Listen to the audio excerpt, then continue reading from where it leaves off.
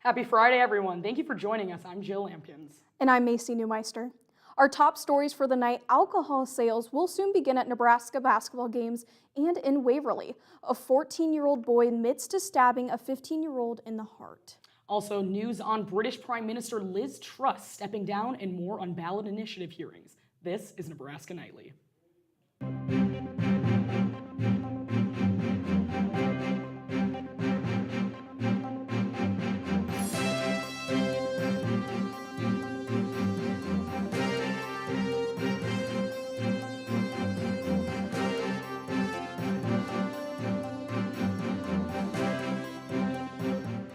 Live from the University of Nebraska College of Journalism and Mass Communications, this is Nebraska Nightly.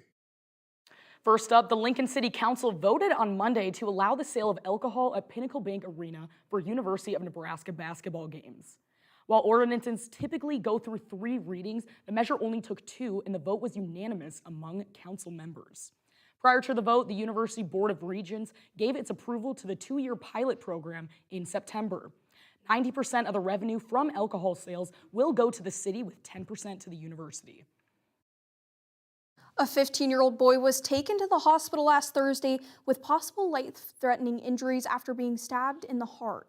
Deputies responded to Waverly's Wayne Park shortly after noon Thursday. A Nebraska State Patrol took a 14-year-old boy into custody. The older boy was stabbed multiple times. The suspect recently moved to Waverly from Colorado and told officers that he committed the crime for notoriety. And at the time, the sheriff's office will not be releasing his name for that reason. The investigation is ongoing, but the county attorney's office said that the Waverly teen has been charged as an adult with 4 felonies. The suspect is in custody at the Lancaster County Youth Detention Center. 2 of the 3 petitions that circulated around Nebraska gained enough signatures to be on the ballot in November. Rebecca Heckel has the details about the 2 that made the cut. Nebraskans will see 2 measures to vote yes or no on when they vote November 8th. One looking to increase the minimum wage and the other looking to mandate government-issued IDs to cast your ballot. Secretary of State Bob Evnen held public hearings at the Capitol Tuesday to hear what the community had to say about each issue. As Secretary of State, I'm required by law to conduct this hearing for the purpose of receiving comments from proponents and opponents and from members of the public on Initiative Measure 433. The initiative is aiming to incrementally raise the minimum wage to $15 an hour by 2026, adjusting to account for inflation after that.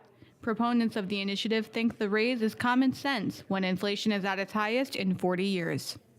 If we don't address the minimum wage now, it sends a message that we don't really care if the workers earning the least can meet their needs.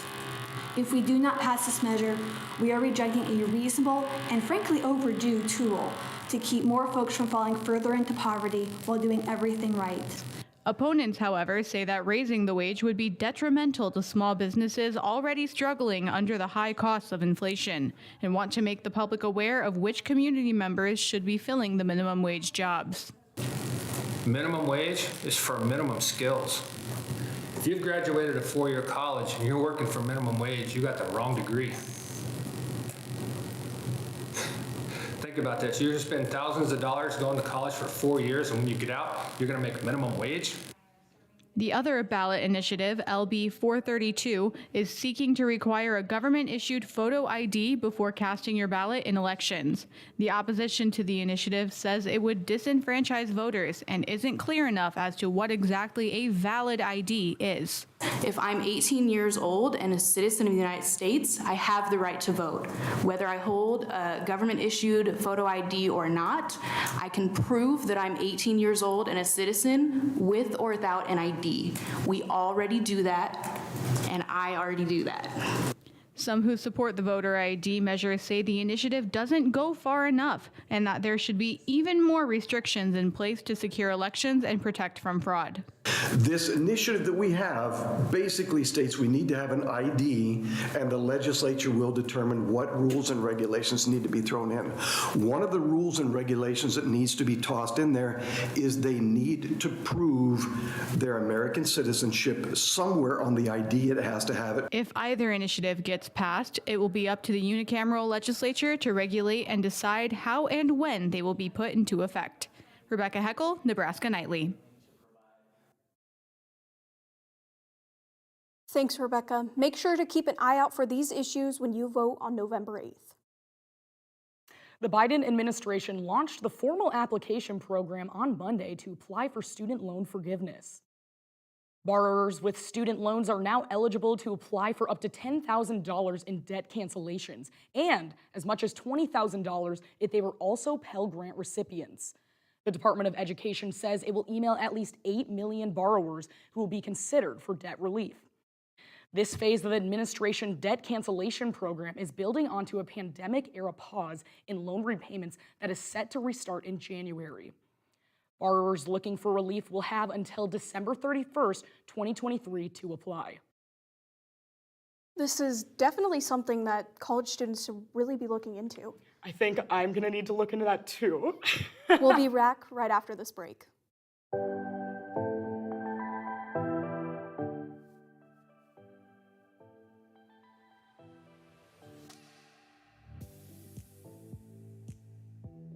To me, democracy means that even the little voices have a say.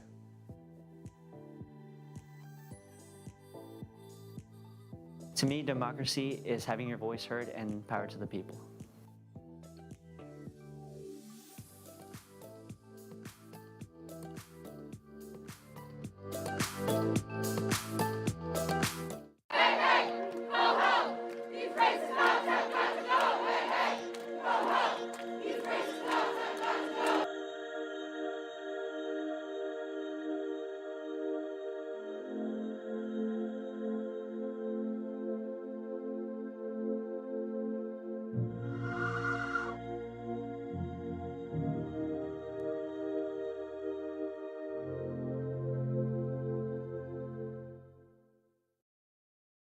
Welcome back, everyone. We've got some news coming out of the United Kingdom. British Prime Minister Liz Truss resigns after serving only 44 full days in office. Now set to become Britain's shortest-serving prime minister in history. On Thursday, she made a resignation speech. I recognise, though, given the situation, I cannot deliver the mandate on which I was elected by the Conservative Party. I have therefore spoken to His Majesty the King to notify him that I am resigning as leader of the Conservative Party. After meeting with the King, Truss says they agreed to a leadership election and it would be held in the next week. She'll remain prime minister until a successor is chosen, with Boris Johnson being slated to run for the position again. In Ukraine, the Russian-installed leaders of the occupied Kherson region are evacuating civilians to the left bank of the Dnipro River. Governor Vladimir Saldo told Russian TV he wants the people back from the front lines. Saldo says that they plan to relocate up to 60,000 people to save lives and allow Russian troops to better protect the region.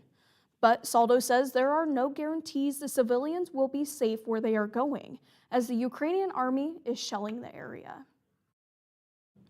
In local news, University of Nebraska-Lincoln's Shooting and Trap Club hasn't been around for long, but they're looking to make an impact.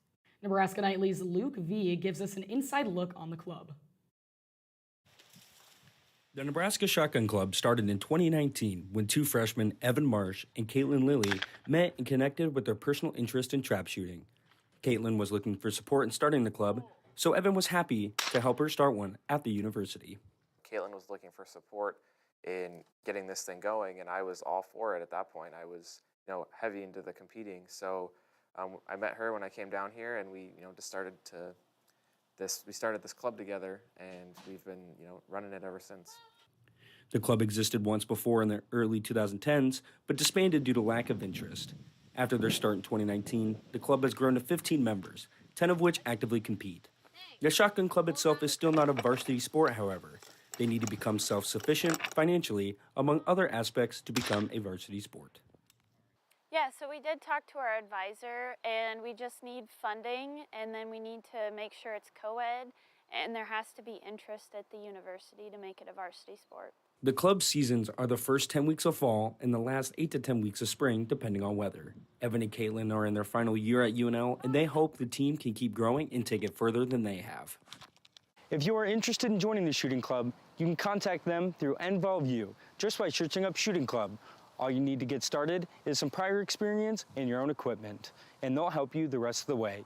For Nebraska Nightly, I'm Luke Vi. Well, thank you, Luke. The weather has been kind of all over the place. I feel like it was colder on Wednesday, I think, and now it's super hot. So let's have a look at that. So actually today, it was a high of 81 and sunny. Like I said, tonight will be a low of 47. And heading into tomorrow, we'll stick with that sunny weather with a high near 83 degrees. Tomorrow night, clear with a low around 61. And going into Sunday, there will be a little bit of more. We'll see some more sun. It will be a high of 83 on Sunday, and on Sunday night, we'll start getting some showers. Heading into the rest of the week, looks like we'll start getting some more of those showers. Like I said, things will begin cooling down, and maybe some thunderstorms. We'll see. I'm really excited for that weather to start cooling down. I like the little bit of hot, but it's going to be nice to get that fall weather. I'm with you on that one. I definitely am ready for it to cool off. Me too. Stick with us. We'll be right back after the break.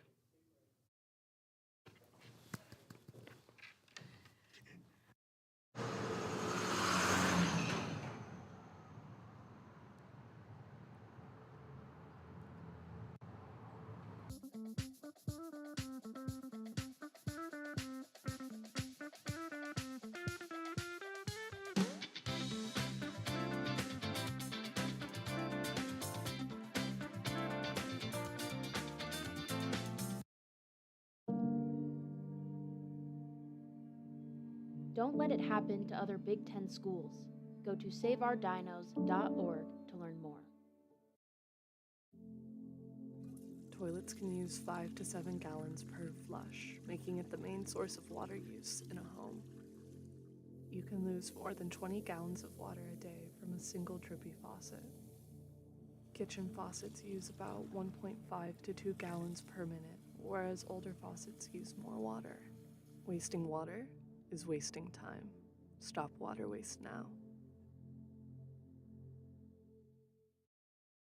Welcome back, everyone. Well, it's a bye week for Husker football, and after that Purdue game with all the highs and lows of the Husker football season, I think I need it. I definitely need a break, too. I was yelling at my TV maybe just a little too much. Here's Sam Alessandro with a look at sports. Yeah, tough game last Saturday as the Huskers fell to Purdue. Despite scoring 37 points in the game and a heroic performance from Trey Palmer, who totaled 297 all-purpose yards and 2 touchdowns, it was not enough as Purdue defeated Nebraska 43-37. And after the game, interim coach Mickey Joseph discussed with the media why the Huskers fell short. Well, that's the thing about it. You know, we'll make a play, then they'll come back and they'll make a play. We had to execute. Remember, we said during the week that against this team, we had to execute on all 3 phases of the game. And we didn't execute in all 3 phases. Like I said, that's on me. I got to get them to execute. Nebraska has a much-needed bye this week, with their record currently sitting at 3-4 on the year. And with the loss last weekend, there's plenty of room for improvement for the Husker squad before their next game. Well, you always got to learn from a loss. You always got to learn from a loss. So, like I said, we're going to go back as coaches and see what we didn't do well, and then we're going to fix it because it's a copycat league. If we don't fix it, we're going to see it in 2 weeks against Illinois. As Coach Joseph mentioned, the Huskers return home next Saturday where they will host Illinois, who currently sits number 1 in the Big Ten West and is ranked 18th nationally. The game is slated to start at 2:30. And now let's turn to volleyball, where Nebraska currently ranks 3rd in the nation. They also travel to West Lafayette on Wednesday to take on the number 12 team in the country, the Purdue Boilermakers. Let's look at the highlights. And it was all Nebraska to start things off as Becca Alec, the freshman, tips it for a Husker point in the first set. Later on, Lindsey Krause with the powerful kill as that increases the Husker lead. They would win set 1, 25-21. Moving to the second set now, some beautiful defense for the Huskers. Nice dig, and then Ani Evans sets up Becca Alec perfectly with the kill. Then later on in set 2, senior Nicklin Hames back in the lineup for the Huskers. She sets up Becca Alec once again with the kill to clinch set 2. Purdue really had no answers for the Huskers. And to the third set we go, and check out this unbelievable defense by Nebraska. Great dig by Rodriguez. Somehow the Huskers get back over the net and then stuffed at the net. Nebraska dominant all night long on defense, as you see Caitlin Horde that time with the block right here. Huskers would wind up sweeping the Boilermakers as they improve their record to 17-1 on the season. A no-brainer here, as Becca Alec was the standout player in this one with a career-high 12 kills. Nebraska is going to be on the road against Illinois Saturday, and it's slated to start at 6 p.m. And now moving to Nebraska women's basketball. They clocked in at number 22 in the Associated Press preseason poll announced earlier this week. The preseason ranking marks a first time for the Huskers since 2014. Head coach Amy Williams' squad coming off of a 24-9 campaign where they got into the NCAA tournament as an 8 seed. Huskers returned 4 starters after graduate guard Sam Hybe suffered a knee injury in September. Nebraska is led by preseason first-team All-Big Ten center Alexis Markowski as well as Jazz Shelley. Markowski won last year's Freshman of the Year honors for the conference, and Shelley returns as she led the team in scoring. You can watch this team's debut next Sunday, October 30th, as they play Washburn in an exhibition game. And lastly, in Nebraska men's basketball news, they play their first exhibition game on Sunday. Head coach Fred Hoiberg enters his 4th season as head coach. With a record of 24-67, the Huskers were 4-10 in 2-possession games last year, and Hoiberg discussed at Big Ten Media Days last week what needs to be done to change that narrative of the team. The other group, but it took us too long to get there. So, that's been our biggest message to this team is really focusing on and going out and doing the little things and, finding a way, to get over the hump on those games early in the season, to build confidence to where you find a way to win those games. And so Nebraska will play in its first exhibition game on Sunday against Chadron State at Pinnacle Bank Arena. And yeah. I'm going to be at that game, so I'm actually super excited. The girls are always super fun to watch. And I'm actually really excited for the Illinois game. I'm going to be at that one. Yeah, it should be an interesting one. Well, that's going to do it for sports. Entertainment coming up after the break. Many of the brands you love don't love animals like you do.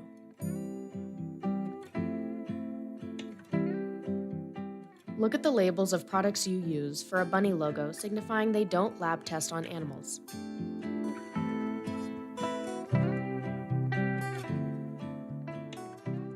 Check the label for those who aren't able. Start making the shift by visiting crueltyfreekitty.com today.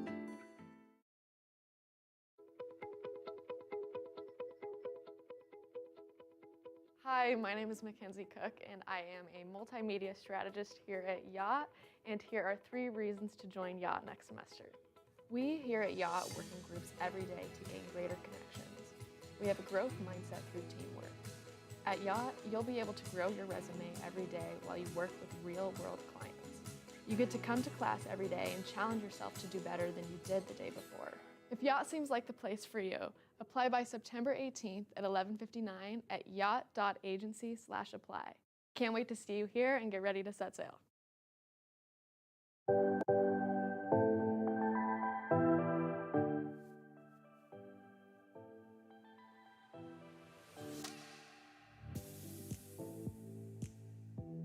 To me, democracy means that even the little voices have a say.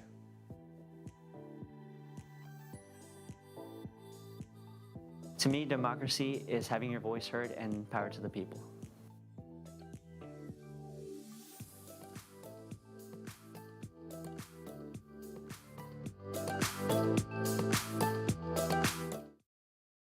I am really excited to hear about these entertainment options happening this weekend in Lincoln. Yeah, me too. Our We Got an Entertainment guy, Turner Whitstruck, here he is with what's happening. Flapjack, short stacks, hotcakes. Call them what you want, everybody loves pancakes. This Saturday, the Kiwanis Club of Lincoln is hosting the city's 63rd annual Pancake Festival. For just $8, you can get 2 sausage links, OJ, milk, coffee, and of course, all you can eat pancakes. The event proceeds help support a variety of youth and community organizations, including the likes of Lincoln Children's Museum, Lincoln Children's Zoo, Youth Visionary, and more. Fittingly, kids 6 and under can eat free. The festival will be held at the Ald Recreation Center from 7 a.m. to 2 p.m. What's every college kid's favorite word? It rhymes with F and starts with tree. This Saturday, you can stop by Sang Park from 10 to 11:30 a.m. for a community-free market. With no charge for entry, you can't leave with pockets any lighter. If you've been needing to clean out your closet, anyone is able to set up a spot to put their own items up for grabs. The event is dog-friendly and welcomes anyone to stop by. A woman who needs no man is slowly becoming a fan-favorite character type. Well, would it surprise you to hear it's not new at all? Adapted from the 1813 novel by Jane Austen, the Lincoln Community Playhouse is putting on Pride and Prejudice. The production focuses on Lizzie, an outspoken woman from the 19th century determined to never marry despite the expectations of the world around her. Lizzie's life takes a turn when she meets the all-too-handsome Mr. Darcy. You can find out if she successfully fights off the game of love this Saturday and Sunday. Go to LincolnPlayhouse.com for more details. That sounds like a really good show. Have you seen the movie? I know there's a movie, right? I believe there is, but I don't think I've seen it. Maybe let's go check out the Yeah, show. we definitely should. Thanks for joining us for Nebraska Nightly. We'll see you next week.